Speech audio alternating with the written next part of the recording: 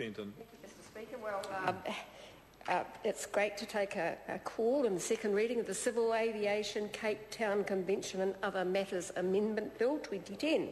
And as my colleague Darren Hughes says, we continue to support this bill. We're supporting its second reading. We'll see how it goes in the committee stages, but so far so good.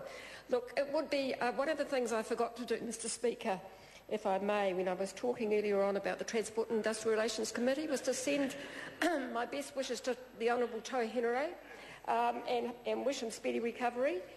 He plays an important, if somewhat belligerent, role on the Select Committee, but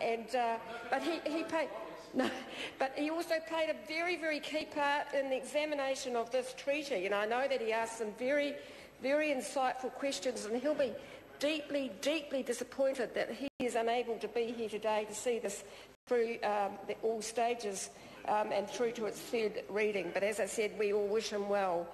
As we've all outlined, it's not a controversial bill. We are supporting it, and it amends domestic legislation so that New Zealand can be a party to an international convention on aircraft ownership. Now, this will be beneficial for developing countries as well as our own because of the high interest rates that the airlines often have to pay. New Zealand, by the nature of our geography and isolation, has a long and proud aviation history. We've been long part of the international aviation community, so it's very sensible for us to be part of this convention. Now, I want to take the opportunity, if I may, Mr Speaker, to congratulate Air New Zealand, our national airline, for its very high standards and their many awards, including the prestigious Air Transport World Airline of the Year Award for 2010, which is apparently widely regarded as the Oscars of the airline industry. So to the men and women, the workers and the management of Air New Zealand, congratulations for that. I think it's great that everybody, I'm sure, in this Parliament supports our national airline. I hope that we all support it by flying with Air New Zealand whenever we can. But it's probably also, it would be remiss of me not to remind the House, Mr Speaker, that it was the Labour government that it had to rescue our national airline after the former national government wrecked it. And I've been a bit concerned in the last couple of weeks that this government's heading into a whole other new era of privatisation of our precious assets, and their half-hearted support for rail actually speaks volumes about their commitment to these strategic transport assets that are owned by New Zealanders and proudly owned by New Zealanders. And after all, if they're prepared to flog off Kiwibank, well, who knows when the national airlines are going to be next. Going back to the matters of civil aviation, I can't resist the urge to talk about one of the ridiculous situations that has arisen in our own country because of interference by the Civil Aviation Authority.